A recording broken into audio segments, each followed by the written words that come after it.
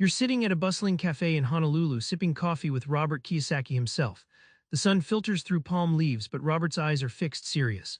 Most people hustle all their lives, he says, yet never crack the code to true wealth. He leans in. It's all about which quadrant you operate from. Guess which one brings the real cash flow? That question hangs in the air, and you can't help but want to find out.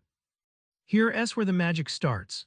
The Cashflow quadrant splits people's money mindsets and cash sources into four clear lanes, each with its own story, risk, and reward.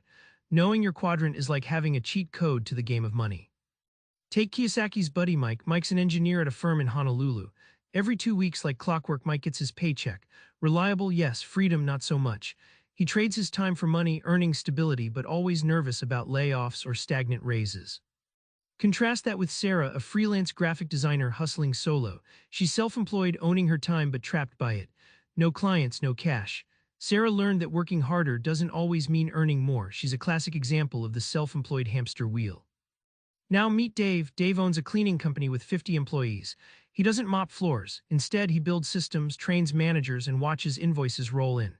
That's the business owner quadrant, leveraging other people's time and skills to generate income while he focuses on growth.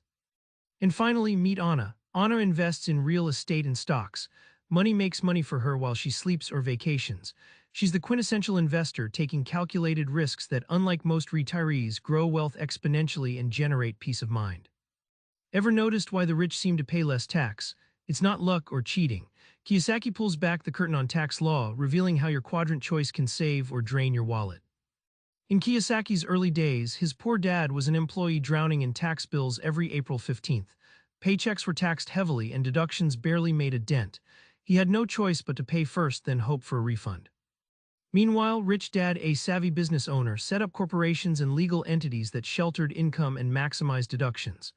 Like a strategic chess player, Rich Dad used business expenses, depreciation, and write-offs to keep more dollars working for him. Finally, investors like Warren Buffett legally pay lower tax rates because their gains come from long-term investments, capital gains, and dividends, not ordinary income. By staying patient and smart, they minimize taxes while still multiplying their capital. So how do you jump from surviving paycheck to paycheck to thriving financially free? The book hands you a map step by step and flips everything you thought about jobs and security on its head.